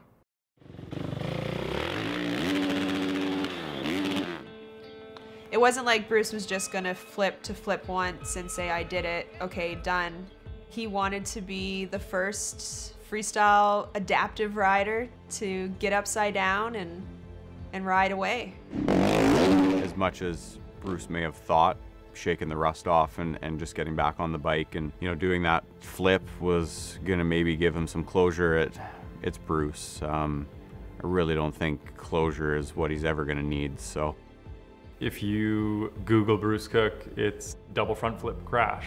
Everything was crash, crash, and just seeing myself lying on the floor, and I didn't want the last thing on a dirt bike to be laid out on the floor or being carried out of an arena on a stretcher, and that's that.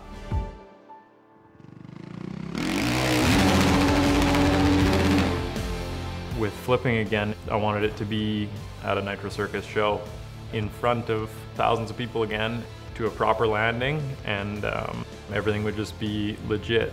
There's just no arguing that's a comeback, and I mean, half of it's just proving to just not give up, just power through no matter what the circumstances. So I was really confident. I was coming in hot and ready for the first show back.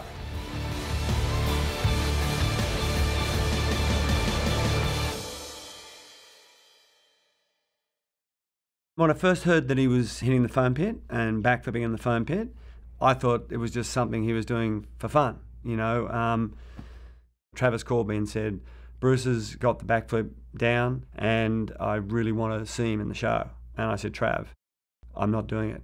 I can't.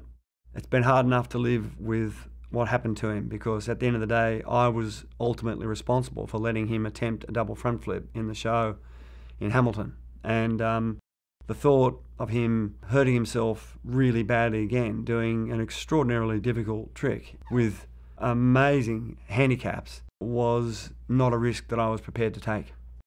Then it went from Travis to Bruce himself. So Bruce started to call me, and he convincingly argued his point with me that we should give him a chance to do this at least once. Just let me do it once. I've just got to do it once.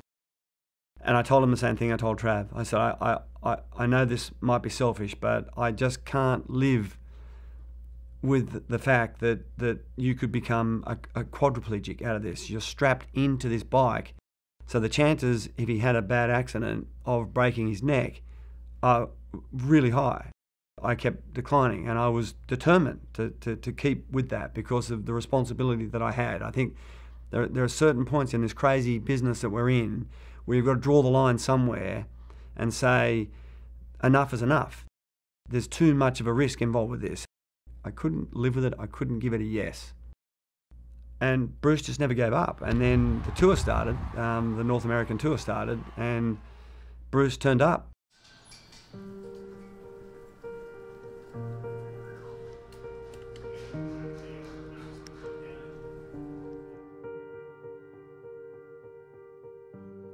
We went through it all again, and we did it face to face. He came down and sat with me, and he passionately, not in any way was he argumentative or pushy or whatever, he was just passionately putting his case forward. I've never seen anybody want something so badly.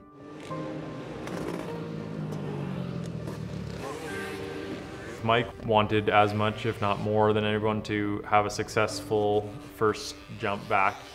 Another crash wouldn't be good for anyone. Ultimately, he finally came to terms, and if I was willing to take the risk, then so was he. I mean, if a guy feels that strongly, then he may as well do it, because he's more than prepared to go with the consequences of what could happen from it. He gave me a huge hug, and we started making arrangements for the first show that he would perform in.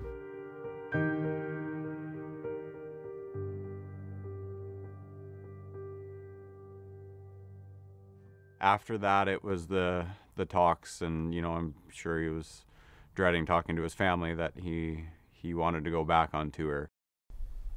Hard for the family. Again, really hard, because another crash when you're working with, well, the body that he has now and being strapped to the bike and whatnot is, yeah, it's a scary thought.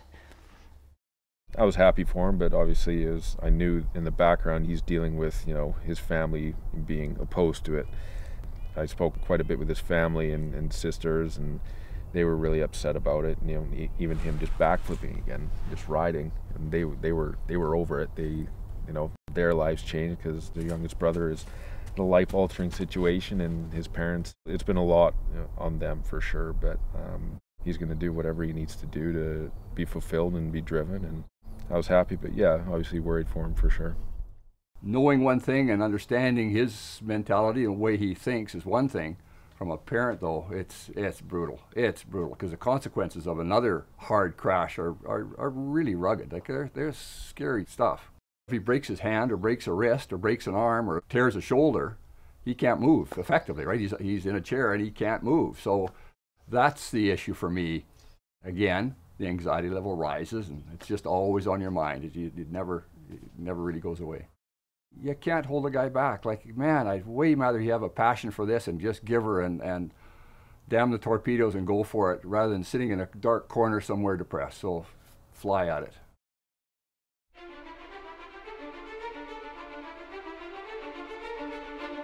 The day of the Toronto show was every emotion you could imagine was going through my head. Yeah, obviously nervous, but just eager. Yeah, just go into it with a ton of confidence and knowing that I was going to land it.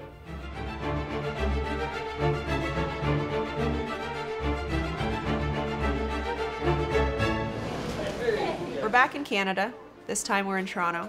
We're surrounded by our family and friends. What better place for Bruce to do something that has never been done before, yet again, in Canada. It would have the most impact and be the most kind of meaningful to do it in Toronto, which is it's an hour down the road from Hamilton, where my life changed. So many of the people in the crowd in Toronto were in the crowd in Hamilton, so everything just lined up and it felt good. So that helped my confidence even more going into it. Welcome to Nitro Circus Live! Folks, I'm about to show you a little bit of vision that is the toughest thing any of us have ever seen.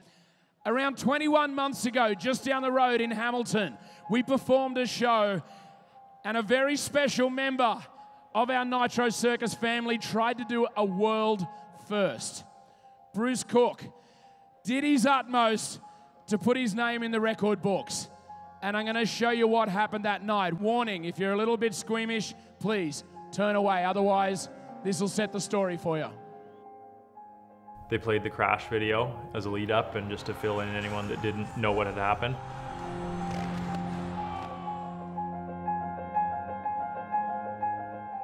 It wasn't something that I was going to watch or wanted to watch. So I just kept to my own and head down and concentrated on the ideal outcome. What you don't want to do is second guess anything, and those thoughts are always trying to work their way into your mind, you know.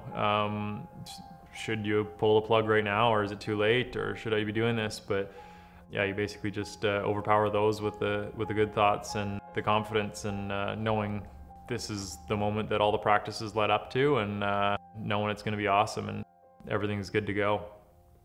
And just to prove the biggest badasses in the world are from right here in the great country of Canada, one of your own from Vancouver, BC. Will you please welcome back for the first time in almost 2 years, Bruce Cook!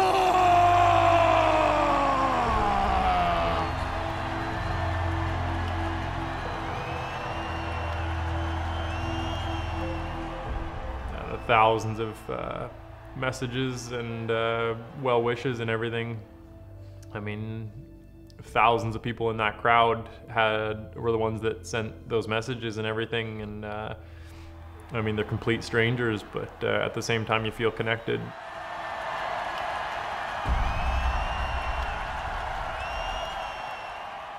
It's a pretty crazy feeling. Very overwhelming. Who wants to see Bruce Cook back on a bloody motorcycle?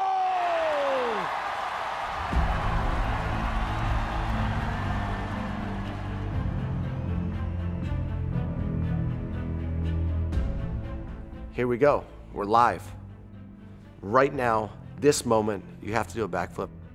And every single Nitro member was out there again, just like that night when he double front flipped. And I took a step back and I thought, it's all over again, man. Like, I couldn't bear to watch him crash. The bike has to be laid down. The boys will then lift Bruce's leg over the top of that Kawasaki. What if, man? What if he gets hurt? What is his family gonna think? What is the world gonna think? What's their buddy gonna think? How's Bruce gonna come back from this? You can't stay positive that long. For 2 years, you wait for this moment. And if it messes up, then what? Last 2 years are wasted. Toronto, I need you to stand up right now and stay on your feet, because this is going to be a night we will never forget. We were invited to come down on the floor, wanting to be there, but not wanting to be there. I don't know, overwhelmed. It was overwhelming. I mean, the last time we saw him live perform when he broke his back in Hamilton. So that was the worst night of our life. It was actually the second hardest day of our lives, because it was just a repeat of Hamilton. The same stretchers were physically right behind us. So the whole thing is just, yeah, we're a bit of a wreck. It's a different ballgame having those closest to you there, and it definitely ups that emotion, and as much, if not more so, having to be perfect and definitely no mistakes. The last place I want something to go wrong is in front of my family, basically. It happened once, and I didn't want that to happen again, so it had to be perfect. This has never been done anywhere in the world before.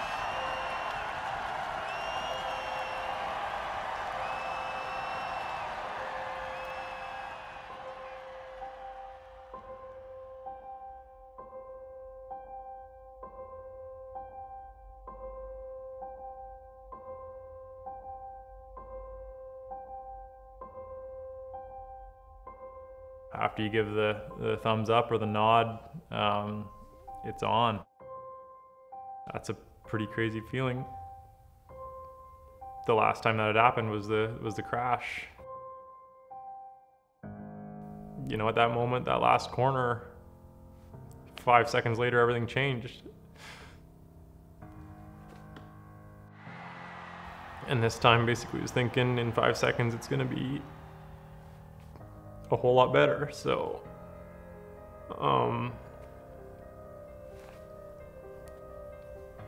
yeah, just This is basically what it's come down to, and everyone's on their feet, and the crowd's going nuts. To be in that moment and have to block that out, it's extremely hard. Stayed focused and just go through all the steps and make sure the speed's right and lean forward, and at the right point on the ramp, just full throttle and pull back. You want to talk about a comeback? Here it is!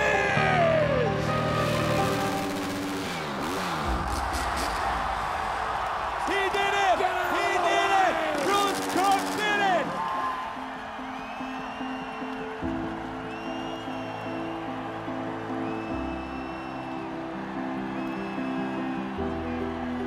This is what love looks like! The Nitro Circus family! Toronto, how about you bang them together one more time for Bruce Cook? What a legend! This man had gone from almost dying and having everyone in the world tell him he would never be a motocross rider again, he would never be a freestyler again, he would never be able to do what he loves, to that moment when Bruce Cook was once again a freestyle motocross rider. Thought, you know what? He's gonna do everything that he ever could before. Except now he's gonna inspire a whole ton more people.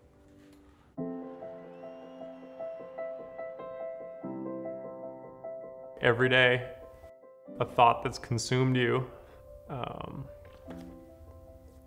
and then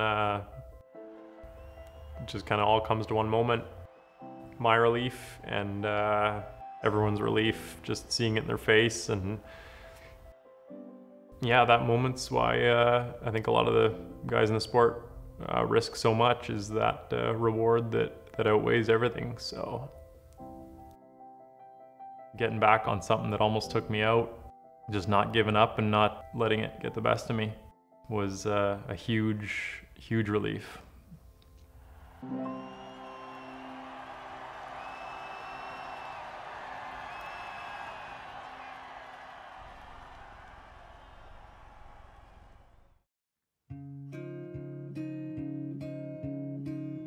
So Bruce Cook now, he's a permanent member of Nitro Circus and very quickly becoming a global star. Great. Thank you. Thanks for coming. The requests we get from television networks, media outlets, newspapers, digital outlets all around the world, who do you want for interviews? Out of all the cast we have, including Travis, the #1 person they want to speak to now is Bruce Cook.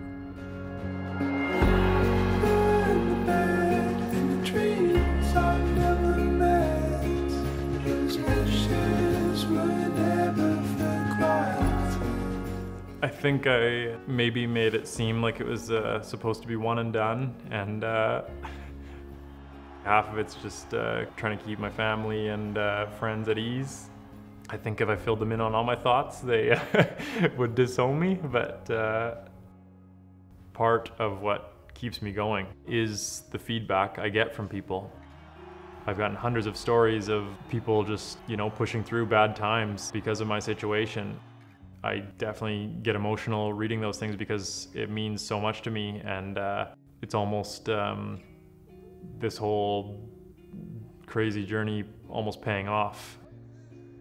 When I kind of stop and just realize the situation, and touring and traveling all over the world and performing in front of tens of thousands of people night after night, it's pretty wild. And yeah, I'll often just kind of sit there and smile. Bruce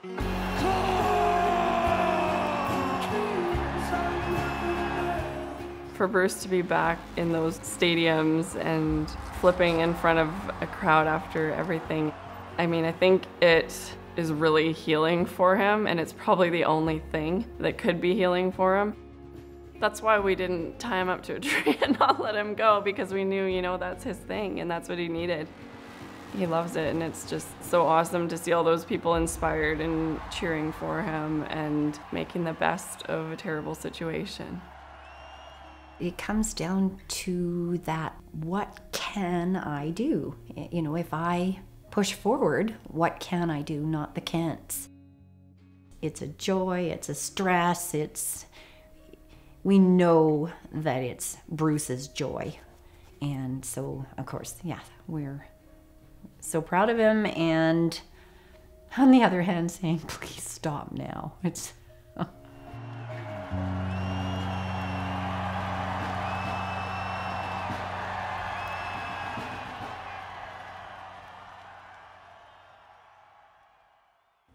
It's amazing touring with so many extraordinary human beings, but Bruce Cook is at the top of that list. And I'd say courage is the biggest thing. And that's something that can't be taught. It's something that comes from within. It's something that not a lot of people have. It's that confidence to believe in yourself when nobody else does. It's the courage to smile when nobody else can. And it's the strength to find a way to persevere. That's Bruce. Something everyone can take a little bit of a lesson from. Something I wish I had a little more of. Yeah, just get straight here. I would have to put this up there with the very top of recovery that I've ever seen. To return to that level of adapting to life and learning to function really required tremendous effort, focus, and drive on his part. I think we could all learn from that, that level of inspiration or push is there if you want to dig deep and find it. Many people, when this type of injury happens, don't have the ability to see by it. Bruce's story, he has something immense to give back to the world now, to take those people that are injured and show them, look, with work and commitment, you can get back to enjoying life. You know, it has its trials and it's going to have its pain and have its adaptations, but you can do it. I think that truly is something to give back to the world.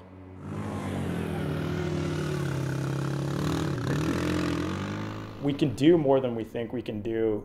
We're stronger than we think we are. Bruce has been able to overcome such devastating odds to get back to a place in life where he is happy and achieving his dreams and his goals, which are really, they're lofty goals. We're all gonna face something that's hard in life. How you approach it is what's gonna be the deciding factor to if you're successful. Bruce is the epitome of choosing a phenomenal attitude and giving his full effort into everything he does so that he can achieve greatness. I mean, as far as what's next, I've got some more tours with Nitro Circus lined up, and I want to continue doing that and just motivating and inspiring as many people as possible. But the sky's the limit, and anything I dream up, I'm going to go after. And yeah, I might have broken my back and might be in a wheelchair for now, but the ideas continue to come, and I'm far from done.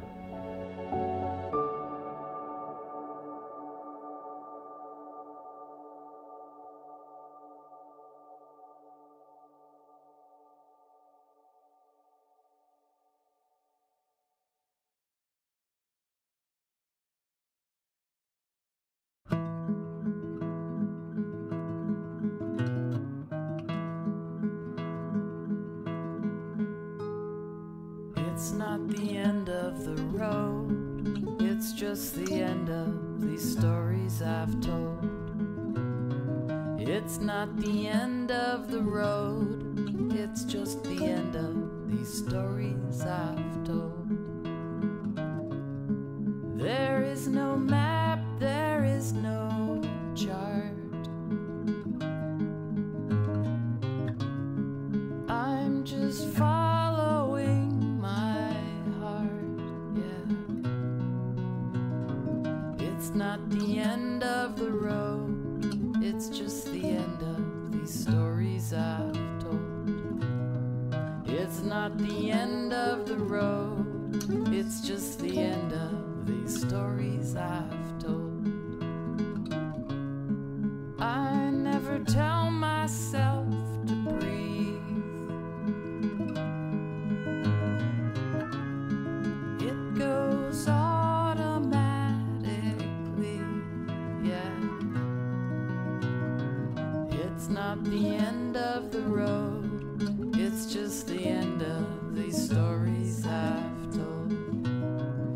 It's not the end of the road, it's just the end of these stories I've